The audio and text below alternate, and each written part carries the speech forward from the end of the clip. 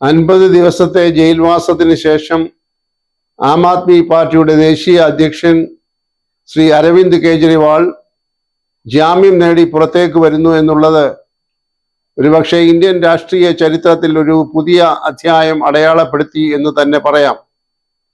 നിരവധി കാരണങ്ങളാൽ ഈ ജാമ്യത്തിന് അസാധാരണമായ പ്രാധാന്യം അല്ലെങ്കിൽ അസാധാരണമായ പ്രത്യേകതകൾ ഉണ്ട് എന്ന് പറയേണ്ടി വരും.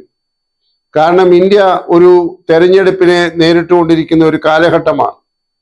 ഈ തെരഞ്ഞെടുപ്പിന്റെ നിർണായകമായ നിമിഷങ്ങളിലൂടെയാണ് ഈ രാജ്യം കടന്നുപോയിക്കൊണ്ടിരിക്കുന്നത്. 7 ഘട്ടങ്ങളിലായി നടക്കുന്ന തെരഞ്ഞെടുപ്പിൽ 3 ഘട്ടങ്ങൾ തന്നെ പൂർത്തിയായപ്പോൾ ഏതാണ്ട് പകുതിയിലധികം സീറ്റുകളുടെ വോട്ടിംഗ് പൂർത്തിയായിരിക്കുകയാണ്. എന്നാൽ ഇനിയും പ്രധാനപ്പെട്ട ഉത്തരേന്ത്യൻ സംസ്ഥാനങ്ങളിലെ പല സീറ്റുകളിലേക്കുമുള്ള വോട്ടിംഗ് അവശേഷിക്കുകയാണ്. ഏതാണ്ട് ജൂൺ മാസം 1-ാം തീയതിയാണ് അവസാന ഘട്ടം തെരഞ്ഞെടുപ്പ് നടക്കുന്നത്. അതിനുശേഷം 3 ദിവസങ്ങൾ കഴിയുമ്പോൾ തെരഞ്ഞെടുപ്പ് ഫലവും ജൂൺ 4-ാം തീയതി പുറത്തു വരും. അരവിന്ദ് കെജ്രിവാൾ എന്നെ സംബന്ധിച്ചിടത്തോളം ഈ തെരഞ്ഞെടുപ്പ് വളരെ പ്രധാനപ്പെട്ടതാണ്. എന്നാൽ ദൗർഭാഗ്യകരം എന്ന് പറയട്ടെ, ആ തെരഞ്ഞെടുപ്പിന്റെ ഒരു മൂർധന്യ ഘട്ടത്തിൽ വരുന്ന സമയത്താണ് ഇന്ത്യ ഗവൺമെന്റിന്റെ അന്വേഷണ ഏജൻസിയായ എൻഫോഴ്സ്മെന്റ് ഡയറക്ടറേറ്റ് അദ്ദേഹത്തെ കുറ്റം ചുമത്തി ജയിലിൽ അടയ്ക്കുന്നത്. അദ്ദേഹം ഒരു സംസ്ഥാനത്തിന്റെ മുഖ്യമന്ത്രിയാണ്. ഒരുപക്ഷെ ഇന്ത്യയുടെ ചരിത്രത്തിൽ സംസ്ഥാന മുഖ്യമന്ത്രിമാരെ ഒരു തെരഞ്ഞെടുപ്പിന്റെ മൂർധന്യ അവസ്ഥയിൽ ജയിലിൽ അടച്ച മുൻ അനുഭവങ്ങൾ ഉണ്ടായിട്ടില്ല, ചരിത്രം രേഖപ്പെടുത്തിയിട്ടുമില്ല. ഇവിടെ നാം കാണേണ്ടതായിട്ടുള്ള ഒരു പ്രധാന കാര്യം, കുറെ നാളുകളായി ഈ രാജ്യത്താകമാനം ഉണ്ടായിരിക്കുന്ന വിമർശനങ്ങളാണ്. ഇപ്പോഴത്തെ നരേന്ദ്രമോദി സർക്കാർ തങ്ങളുടെ അധീനതയിലുള്ള അന്വേഷണ ഏജൻസികളെ ഉപയോഗിച്ച് തങ്ങൾക്കെതിരായി സംസാരിക്കുന്നവരെയെല്ലാം ഏതെല്ലാം തരത്തിൽ പീഡിപ്പിക്കാമോ ആ തരത്തിൽ പീഡിപ്പിക്കുന്ന ഒരു തരത്തിലേക്ക് പോയിക്കൊണ്ടിരിക്കുന്നത്. ഇത് ശക്തമായ പ്രതികരണങ്ങൾ പൊതുസമൂഹത്തിലും എന്തിനു പറയട്ടെ മറ്റ് രാജ്യങ്ങളിൽ പോലും ഉണ്ടായിട്ടുണ്ട്. ലോകത്തിലെ ഏറ്റവും വലിയ ജനാധിപത്യ രാഷ്ട്രം എന്ന് അവകാശപ്പെടുന്ന ഇന്ത്യയിൽ ജനാധിപത്യത്തിന്റെ അടിസ്ഥാന മൂല്യങ്ങളെ പോലും തകർന്ന് തരിപ്പണമാകുന്ന രീതിയിലാണ് നിലവിലുള്ള ഇന്ത്യ ഗവൺമെന്റ് പ്രവർത്തിക്കുന്നത് എന്നത് കടുത്ത വിമർശനത്തിന് ഇടയായിട്ടുണ്ട്. ഇത് ജനാധിപത്യമാണോ ഏകാധിപത്യമാണോ എന്ന് പോലും ആളുകൾ സംശയിച്ചു തുടങ്ങിയിരിക്കുന്നു. ഭരണത്തിന്റെ ധാർഷ്ട്യം ഉപയോഗിച്ചുകൊണ്ട്, അവകാശങ്ങൾ ഉപയോഗിച്ചുകൊണ്ട് അന്വേഷണ ഏജൻസികളെ വരുതിക്കു നിർത്തി എതിർ ശബ്ദമുണ്ടാക്കുന്നവരുടെ ശബ്ദമെല്ലാം അടപ്പിക്കുന്നതിനും അവരെ കഠിനമായ മാനസിക ശാരീരിക പീഡനത്തിന് വഴിവെക്കുന്നതിനുമൊക്കെ ഒരു സർക്കാർ തയ്യാറാകുന്നത് ഒരിക്കലും ജനാധിപത്യത്തിന് ഭൂഷണമല്ല. അങ്ങനെയുള്ള ഒരു ഘട്ടത്തിലാണ് മദ്യനയം എന്ന പേരിൽ അതിനകത്തെന്തോ അഴിമതിയൊക്കെ ഉണ്ട് എന്ന് കണ്ടെത്തി കുറെ തെളിവുകളൊക്കെ ഉണ്ടാക്കിക്കൊണ്ട് ബഹുമാന്യനായ അരവിന്ദ് കെജ്രിവാളിനെ ED മെമ്മോ കൊടുക്കുകയും കുറ്റപത്രം കൊടുക്കുകയും അദ്ദേഹത്തെ ജയിലിലടയ്ക്കുകയും ചെയ്തത്. 50 ദിവസമായി അദ്ദേഹം ജയിലിലാണ്. നാം ഒന്ന് ആലോചിക്കണം, ഒരു സംസ്ഥാനത്തിന്റെ മുഖ്യമന്ത്രി ജയിലിലാകുമ്പോൾ ആ സംസ്ഥാനത്തിന്റെ ഭരണത്തിനുണ്ടാകുന്ന പ്രതിസന്ധികൾ എത്ര വലുതാണ് എന്നുള്ളത്. കാരണം അദ്ദേഹത്തിന് ജയിലിൽ കിടന്നുകൊണ്ട് ഭരണം നിർവഹിക്കാൻ സാധ്യമല്ല. അദ്ദേഹം ആരെയും ചുമതല ഏൽപ്പിച്ചിട്ടല്ല അദ്ദേഹത്തെ ജയിലിൽ അടച്ചത്. അങ്ങനെ പോകാൻ അദ്ദേഹത്തിന് അവസരം കൊടുത്തില്ല. അങ്ങനെ നോക്കുമ്പോഴും ഇന്ത്യ രാജ്യത്തിന്റെ സ്വാതന്ത്ര്യാനന്തര ഭാരതത്തിൽ ഇതുപോലെയുള്ള ഭരണ പ്രതിസന്ധി പോലും ഒരു സംസ്ഥാനത്ത് മുൻപുണ്ടായിട്ടില്ല എന്ന് തന്നെ പറയേണ്ടിയിരിക്കുന്നു. ഒരു സംസ്ഥാനത്തെയും മുഖ്യമന്ത്രിയെ ഇങ്ങനെ തുറുങ്കിലടച്ചുകൊണ്ട് ആ സംസ്ഥാനത്തിന്റെ ഭരണം ഒരു പ്രതിസന്ധിയിലാക്കിയ ഒരു സംവിധാനം ഒരിടത്തും ഉണ്ടായിട്ടില്ല, കേട്ടുകേഴ്വിയില്ല.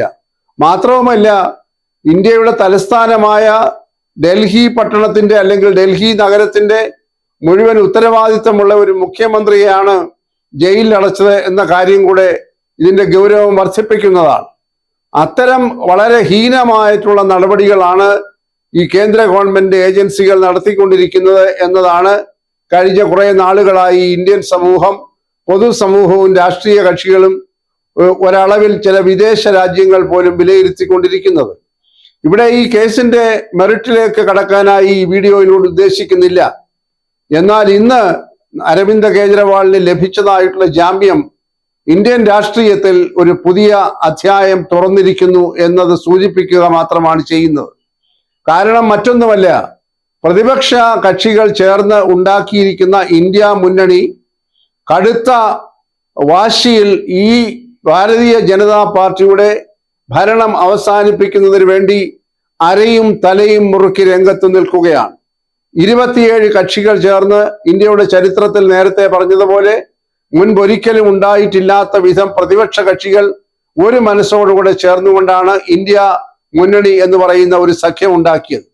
ഇപ്പോൾ തെരഞ്ഞെടുപ്പ് നടക്കുമ്പോൾ ഇന്ത്യ മുന്നണിയും ഭാരതീയ ജനതാ പാർട്ടി നേതൃത്വം കൊടുക്കുന്ന NDAയും തമ്മിലുള്ള മത്സരമാണ് നടന്നുകൊണ്ടിരിക്കുന്നത്. NDA മൂന്നാം ഊഴത്തിന് വേണ്ടി എല്ലാ അടവുകളും പ്രയോഗിക്കുമ്പോൾ അതിനെതിരായി ശക്തമായിട്ടുള്ള ഒരു പ്രതിരോധം സൃഷ്ടിക്കുകയാണ് ഇന്ത്യ മുന്നണി ചെയ്തുകൊണ്ടിരിക്കുന്നത്. ആ ഇന്ത്യ മുന്നണിയിലെ കരുത്തുറ്റ ഒരു നേതാവാണ് അരവിന്ദ് കെജ്രിവാൾ എന്നുള്ളത് എല്ലാവർക്കും അറിയാം.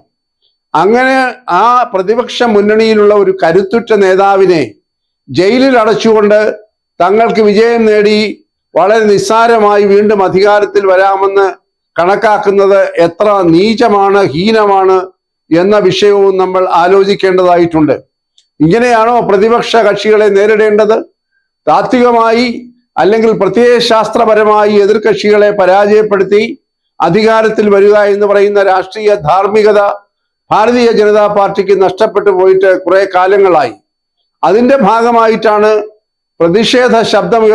ശക്തമായ പ്രതിഷേധ ശബ്ദമുയർത്തുന്ന അരവിന്ദ് കെജ്രിവാളിന്റെ മുകളിൽ കുറെ കുറ്റങ്ങൾ ചാർത്തി തെരഞ്ഞെടുപ്പ് സമയത്ത് അദ്ദേഹത്തെ ജയിലിൽ അടച്ചത്.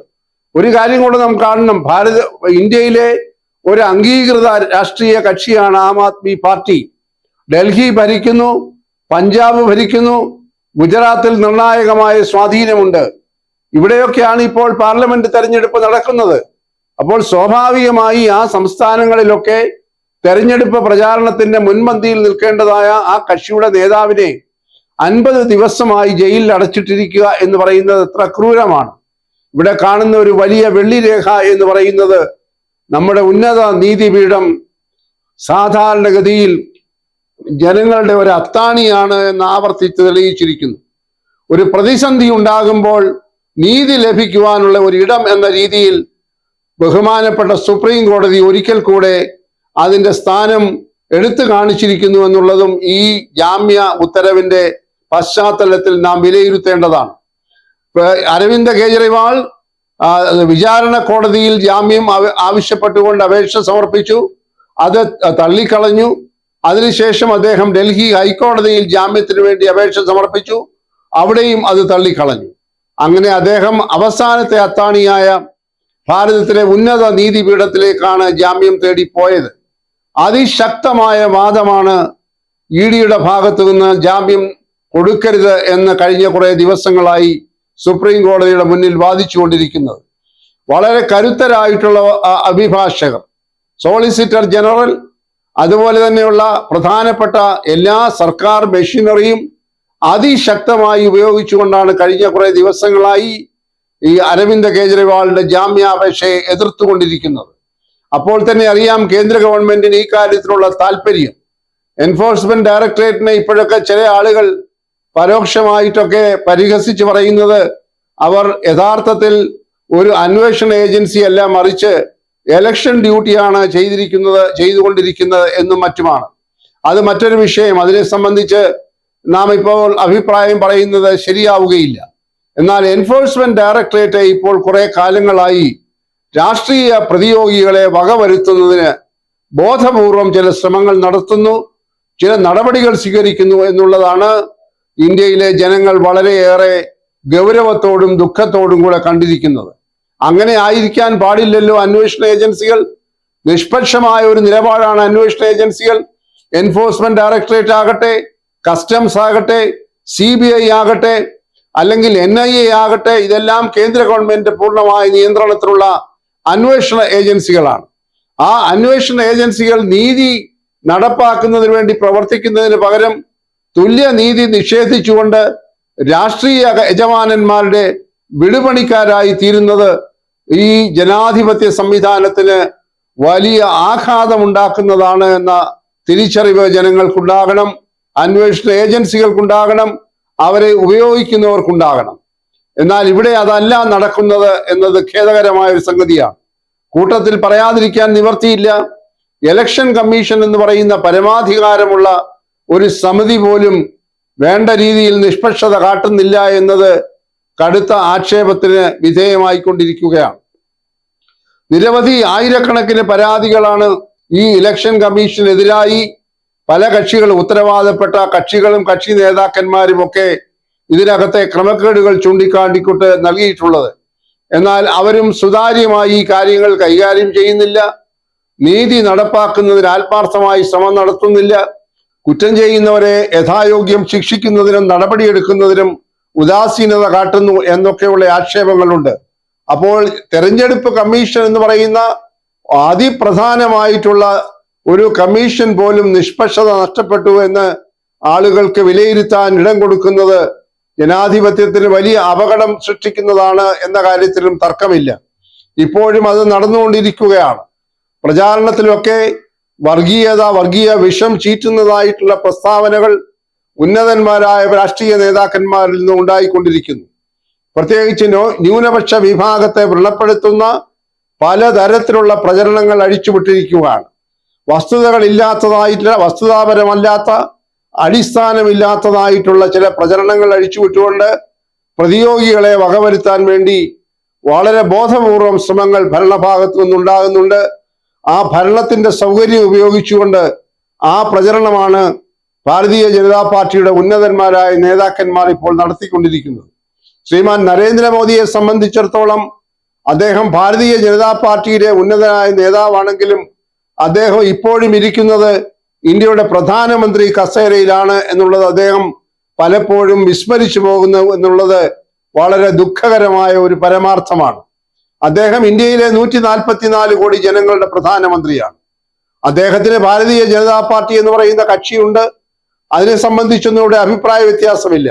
എന്നാൽ അദ്ദേഹം പ്രചാരണ യോഗങ്ങളിൽ നടത്തുന്നതായ പ്രസ്താവനകൾ എത്ര ഗൗരവത്തോടുകൂടി വേണം നടത്തേണ്ടത്, എത്ര പ്രത്യാഘാതങ്ങൾ അതെല്ലാം ഉണ്ടാക്കുന്നു, ഏതെല്ലാം ജനങ്ങൾക്കാണ് അത് ദോഷമുണ്ടാക്കുന്നത്, ആരുടെയൊക്കെ വികാരങ്ങളെയാണ് വ്രണപ്പെടുത്തുന്നത്, ഇവിടെ വർഗീയത വിഭാഗീയതയാണോ സൃഷ്ടിക്കേണ്ടത്, ജാതിയുടെയും മതത്തിന്റെയും പേരിൽ ജനങ്ങളെ കൂട്ടിയടിപ്പിക്കുന്ന രീതിയിലുള്ള പ്രലോഭനങ്ങളാണോ നൽകേണ്ടത്, ഇത്തരം കാര്യങ്ങളിലൊക്കെ പലപ്പോഴും ഗൗരവം കൊടുക്കാതെ ശ്രദ്ധ മാറിപ്പോകുന്നു എന്ന ഒരു വലിയ ദുസ്ഥിതിയിലാണ് ഇപ്പോൾ രാജ്യം കടന്നു പോകുന്നത്. എന്തായാലും ഒരു കാര്യം വളരെ വ്യക്തമാണ്. അരവിന്ദ് കെജ്രിവാളിന് ഇന്ന് ലഭിച്ചിരിക്കുന്ന ജാമ്യം നരേന്ദ്രമോദി ഗവൺമെന്റിനും എൻഫോഴ്സ്മെന്റ് ഡയറക്ടറേറ്റിന്റെയും കരണത്തേറ്റ ഒരു അടിയാണ് എന്ന് പറയുന്നതിൽ യാതൊരു മടിയുമില്ല. പ്രതിപക്ഷ മുന്നണിയായ ഇന്ത്യ മുന്നണിക്ക് ഇതുണ്ടാക്കിയിരിക്കുന്ന ആത്മവിശ്വാസ വർധനവ് വർണ്ണനാതീതമാണ്. തീർച്ചയായും ഇത് വളരെ ഏറെ ആത്മവിശ്വാസം ഇന്ത്യ മുന്നണിക്ക് നൽകിയിരിക്കുന്നു. അവർ വർദ്ധിത വീര്യത്തോടുകൂടെ ഇനിയുള്ള തെരഞ്ഞെടുപ്പ് ദിവസങ്ങളിൽ രംഗത്തുണ്ടാകും എന്ന കാര്യത്തിലും സംശയം വേണ്ട. അരവിന്ദ് കെജ്രിവാൾ പഞ്ചാബിൽ, ഹരിയാനയിൽ മാത്രമല്ല, പഞ്ചാബിൽ മാത്രമല്ല, ഡൽഹിയിൽ മാത്രമല്ല, ദേശീയമായി പ്രാധാന്യമുള്ള ഒരു നേതാവാണ്. അദ്ദേഹത്തിന് സുപ്രീം കോടതി, ബഹുമാനപ്പെട്ട സുപ്രീം കോടതി പ്രചരണത്തിന് അനുവാദം നൽകിയിട്ടുണ്ട്. പ്രധാനമന്ത്രി എന്ന രീതിയിൽ മുഖ്യമന്ത്രി എന്ന രീതിയിൽ പ്രവർത്തിക്കാൻ പാടില്ല, കേസിനെ സംബന്ധിച്ചൊന്നും പൊതുവേദിയിൽ പറയാൻ പാടില്ല എന്ന 2 നിബന്ധനകൾ മാത്രമേ ബഹുമാനപ്പെട്ട സുപ്രീം കോടതി ജാമ്യ വ്യവസ്ഥയായി നൽകിയിട്ടുള്ളൂ. അപ്പോൾ അദ്ദേഹം കർമ്മഭൂമിയിൽ ഇറങ്ങി ആവേശത്തോടുകൂടെ, വർദ്ധിത വീര്യത്തോടുകൂടെ ഒരു പുനർജന്മം ലഭിച്ചതായിട്ടുള്ള അരവിന്ദ് കെജ്രിവാളായി ജനങ്ങളുടെ മുൻപിൽ ഇറങ്ങുമ്പോൾ ജനങ്ങൾ അദ്ദേഹത്തിന് നൽകുന്ന സ്വീകാര്യതയും സ്വീകരണവും ആക്ഷരികമായി ഭാരതീയ ജനതാ പാർട്ടിയുടെ ഉറക്കം കെടുത്തുന്നുണ്ട് എന്ന കാര്യത്തിൽ യാതൊരു തർക്കവുമില്ല. ഓരോ ദിവസവും BJP മുന്നണിക്ക് തിരിച്ചടികൾ ഒന്നിനു പുറകെ ഒന്നായി ഉണ്ടായിക്കൊണ്ടിരിക്കുകയാണ്. അതിന്റെ ഏറ്റവും ഒടുവിലത്തെ ഉദാഹരണമാണ് ഹരിയാന സർക്കാർ ഇപ്പോൾ തുലാസിൽ തൂങ്ങുകയാണ്. BJP ഭരിക്കുന്നതായ ഹരിയാന ഗവൺമെന്റിന്റെ ഭൂരിപക്ഷം ഇതാ നഷ്ടപ്പെട്ടിരിക്കുന്നു. 2 ദിവസം മുമ്പ് അവർക്ക് പിന്തുണ നൽകിയിരുന്ന ഒരു രാഷ്ട്രീയ കക്ഷി അവരുടെ പിന്തുണ പിൻവലിച്ചതോടുകൂടി ഒരു ന്യൂനപക്ഷ സർക്കാരായി ഹരിയാനയിലെ സർക്കാർ രൂപാന്തരപ്പെട്ടു കഴിഞ്ഞു. താമസിയാതെ തന്നെ പ്രതിപക്ഷത്തുള്ള ഇന്ത്യൻ നാഷണൽ കോൺഗ്രസും മറ്റ് ആളുകളും ചേർന്നുകൊണ്ട് അവിശ്വാസ പ്രമേയം അവതരിപ്പിക്കാൻ പോവുകയാണ്. ഹരിയാനയിലെ മന്ത്രിസഭ തുലാസിൽ ആടുകയാണ്. അത് തീർച്ചയായും ഭാരതീയ ജനതാ പാർട്ടിക്ക് ഏറ്റ മറ്റൊരു കനത്ത പ്രഹരമാണ് എന്ന് കാണുന്നതിൽ യാതൊരു തെറ്റുമില്ല. അതുപോലെ തന്നെ അവർ പ്രതീക്ഷിച്ചിരിക്കുന്നതായ വൻപിച്ച വിജയമൊന്നും ഉത്തരേന്ത്യൻ സംസ്ഥാനങ്ങളിൽ അവർക്കുണ്ടാകാൻ പോകുന്നില്ല എന്നതിൻ്റെ ആശങ്കയും വലിയ ഭയവുമെല്ലാം ഭാരതീയ ജനതാ പാർട്ടിയെ അല്ലെങ്കിൽ NDA മുന്നണിയെ ബാധിച്ചിരിക്കുന്നു. അങ്ങനെയുള്ള ഒരു ദുർബലമായ നിമിഷത്തിലാണ് കരുത്തനായ അരവിന്ദ് കെജ്രിവാൾ രംഗത്തിറങ്ങുന്നത്, ഗോദായിൽ ഇറങ്ങുന്നത്. അത് അവരുടെ ഉറക്കം കൂടുതൽ കെടുത്തും അവരുടെ മാനസികമായ അവരുടെ അവസ്ഥ വല്ലാതെ തന്നെ വളരെ സമ്മർദ്ദത്തിലാകും എന്ന കാര്യത്തിലും യാതൊരു സംശയവുമില്ല. അതുകൊണ്ട് അരവിന്ദ് കെജ്രിവാൾ എന്ന് പറയുന്ന AAPയുടെ നേതാവിന്റെ ജാമ്യം അദ്ദേഹത്തിന്റെ പാർട്ടിയിൽ മാത്രം ഒതുങ്ങി നിൽക്കുന്നതല്ല, മറിച്ച് അദ്ദേഹം ഉൾപ്പെടുന്നതായ ഇന്ത്യ മുന്നണിയുടെ കരുത്ത് 100 മടങ്ങിന് വർദ്ധിപ്പിക്കുന്നതാണ് ഈ പ്രത്യേക നിമിഷത്തിൽ എന്ന് പറയുന്നതിൽ യാതൊരു തെറ്റുമില്ല. അതുകൊണ്ട് ഇന്ത്യ മുന്നണിക്ക് ലഭിച്ചിരിക്കുന്നതായിട്ടുള്ള ഈ സുവർണാവസരം അവർ വേണ്ട വിധം മുന്നോട്ട് ഉപയോഗിച്ചുകൊണ്ട് തന്നെ മുന്നോട്ട് പോകും എന്നാണ് കരുതേണ്ടത്. അതിന്റെ ഫലമായി പരിഭ്രമത്തിലായിരിക്കുന്ന NDA മുന്നണി ഇനിയും എന്തെല്ലാമാണ് അവർ കാട്ടിക്കൂട്ടാൻ പോകുന്നത് എന്നുള്ളതും ഇന്ത്യയിലെ പൊതുസമൂഹം വളരെ ജിജ്ഞാസയോടുകൂടെ അറിയാൻ കാത്തിരിക്കുകയാണ്. എന്തു വന്നാലും ശരി, അരവിന്ദ് കെജ്രിവാൾ ഇപ്പോൾ രംഗത്തിറങ്ങി വലിയ ആഘാതത്തോടു കൂടിയുള്ള പ്രചരണം അഴിച്ചുവിടുമ്പോൾ പ്രത്യാഘാതങ്ങൾ ഉണ്ടാകാൻ പോകുന്നത് വിവരിക്കുന്നതിനപ്പുറമായിരിക്കും എന്ന കാര്യത്തിലും യാതൊരു സംശയവും വേണ്ട. ഇന്ത്യൻ നാഷണൽ കോൺഗ്രസിനോട് കൈകോർത്ത് നിന്നുകൊണ്ട് ആം ആദ്മി പാർട്ടി, അതുപോലെ തന്നെ ഉത്തർപ്രദേശിലെ സമാജ്വാദി പാർട്ടി, അതുപോലെ തെക്കേ ഇന്ത്യയിലുള്ള DMK തുടങ്ങിയതായ കക്ഷികളൊക്കെ ശക്തിയായി ആ പിൻനിരയിൽ അണിനിരന്നുകൊണ്ട് മുന്നോട്ട് പോയിക്കൊണ്ടിരിക്കുകയാണ്. ഇടതുപക്ഷ കക്ഷികളൊക്കെ വളരെ സജീവമായി രംഗത്ത് നിന്നുകൊണ്ട് ഒരൊറ്റ മുദ്രാവാക്യം മാത്രമേ ഉള്ളൂ: ഇന്ത്യയെ രക്ഷിക്കുക, ഭാരതീയ ജനതാ പാർട്ടിയെ അധികാരത്തിൽ നിന്ന് പുറന്തള്ളുക. ഈ മുദ്രാവാക്യങ്ങൾ ഉന്നയിച്ചുകൊണ്ട് ഉയർത്തിക്കൊണ്ടാണ് ഇന്ത്യ മുന്നണി വളരെ കരുത്തോടുകൂടെ മുന്നോട്ട് പോകുന്നത്. അവരുടെ കരുത്തിന് നൽകിയതായിട്ടുള്ള പിൻബലം കുറെ കൂടെ അരവിന്ദ് കെജ്രിവാളിന്റെ മോചനത്തോടുകൂടി ഉണ്ടാകാൻ പോകുന്നു. അവരുടെ ആത്മവിശ്വാസം വർദ്ധിക്കുന്നു. കോടതിയിലുള്ള വിശ്വാസം ജനങ്ങൾക്ക് വർദ്ധിച്ചിരിക്കുന്നു. നീതി ലഭിക്കുന്ന ഒരിടമായി കോടതി വീണ്ടും മാറിയിരിക്കുന്നു എന്നുള്ള ബോധം ജനങ്ങളിൽ ആഴമായി പതിഞ്ഞിരിക്കുന്നു. അത് ഇന്ത്യയെ സംബന്ധിച്ചിടത്തോളം, ഏത് രാജ്യത്തെ സംബന്ധിച്ചിടത്തോളം നീതിപീഠത്തിന്റെ നിഷ്പക്ഷത, അവർ കാര്യങ്ങൾ സാഹചര്യങ്ങൾക്കനുസരിച്ച് മനസ്സിലാക്കി തക്കതായ ഉത്തരവുകൾ കാലോചിതമായി പുറപ്പെടുവിക്കുന്നു എന്നുള്ളത് സാധാരണ ജനങ്ങൾക്ക് ഏറെ ആശ്വാസം നൽകുന്ന ഒരു സംഗതിയായി കൂടി ഇതിനകത്ത് കാണേണ്ടതായിട്ടുണ്ട്. കേസിന്റെ മെറിറ്റുകളിലേക്കൊക്കെ പിന്നെ നമുക്ക് പോകാം. എന്തായാലും ജൂൺ മാസം 1-ാം തീയതി വരെ അരവിന്ദ് കെജ്രിവാൾ തെരഞ്ഞെടുപ്പ് ഗോദായിൽ ഉണ്ടാകും. ഇപ്പോഴത്തെ ജാമ്യ വ്യവസ്ഥ അനുസരിച്ച് അദ്ദേഹം ജൂൺ മാസം 1-ാം തീയതിക്ക് ശേഷം വീണ്ടും ജയിലിലേക്ക് മടങ്ങണം എന്നാണ് കോടതി ആവശ്യപ്പെട്ടിരിക്കുന്നത്. തെരഞ്ഞെടുപ്പ് ഫലം പുറത്തു വരുന്നത് 4 ദിവസങ്ങൾ കൂടി കഴിഞ്ഞായിരിക്കും. അതിനുശേഷം ഉണ്ടാകുന്ന രാഷ്ട്രീയ മാറ്റങ്ങൾ ഒരുപക്ഷെ ഇന്ത്യയുടെ ചരിത്രത്തിൽ ഒരു പുതിയ അടയാളപ്പെടുത്തലായിരിക്കും എന്ന് തന്നെ വേണം കരുതേണ്ടത്. ഏതായാലും ഇന്ത്യ മുന്നണിക്ക് അനുദിനം ലഭിച്ചുകൊണ്ടിരിക്കുന്ന പുതിയ ആർജവം, പുതിയ കരുത്ത്, എല്ലാ കക്ഷികളും ഒരുമിച്ച് നിന്നുകൊണ്ട് ഉത്തരേന്ത്യയിലും ദക്ഷിണേന്ത്യയിലും മധ്യേന്ത്യയിലും അല്ലെങ്കിൽ ഇന്ത്യയുടെ ഹൃദയഭൂമിയിലുമൊക്കെ വലിയ ചലനങ്ങൾ ഉണ്ടാക്കുന്നു. ഭാരതീയ ജനതാ പാർട്ടി നേതൃത്വം കൊടുക്കുന്ന മുന്നണി, NDA മുന്നണിയൊക്കെ 400 എന്ന് പറയുന്ന സംഖ്യയൊക്കെ ഇപ്പോൾ പുറത്തു പറയാതെ എങ്ങനെയെങ്കിലും കേവല ഭൂരിപക്ഷം നേടി 3-ാം ഊഴം കിട്ടാൻ വേണ്ടി പെടാപ്പാടുപെടുകയാണ്. അത് വളരെ പ്രതിസന്ധിയിലേക്ക് പോയിക്കൊണ്ടിരിക്കുന്നു. അവരുടെ കാലിനടിയിലെ മണ്ണ് ഒഴുകിപ്പോയിക്കൊണ്ടിരിക്കുന്നു. ഇത് കണ്ടുകൊണ്ട് ദുഃഖിക്കുന്നതായ, വേദനിക്കുന്നതായ ഒരു മുന്നണിയായി NDA മാറിയിരിക്കുന്നു. മറുഭാഗത്ത് ഇന്ത്യ മുന്നണി വർദ്ധിത വീര്യത്തോടുകൂടെ, പ്രത്യേകിച്ച് അരവിന്ദ് കെജ്രിവാളിന്റെ മോചനത്തോടുകൂടി ലഭിക്കുന്ന വർദ്ധിതമായ ശക്തിയോടുകൂടെ, ആത്മവിശ്വാസത്തോടുകൂടെ മുന്നോട്ട് പോയിക്കൊണ്ടിരിക്കുകയാണ്. അതുകൊണ്ട് കണക്ക് കൂട്ടലുകളെ മുഴുവൻ തെറ്റിച്ചുകൊണ്ടുള്ള ഒരു തെരഞ്ഞെടുപ്പ് ഫലമായിരിക്കും ഇപ്രാവശ്യം പാർലമെന്റ് തെരഞ്ഞെടുപ്പിൽ ഉണ്ടാകാൻ പോകുന്നത് എന്ന കാര്യത്തിൽ യാതൊരു സംശയവുമില്ല.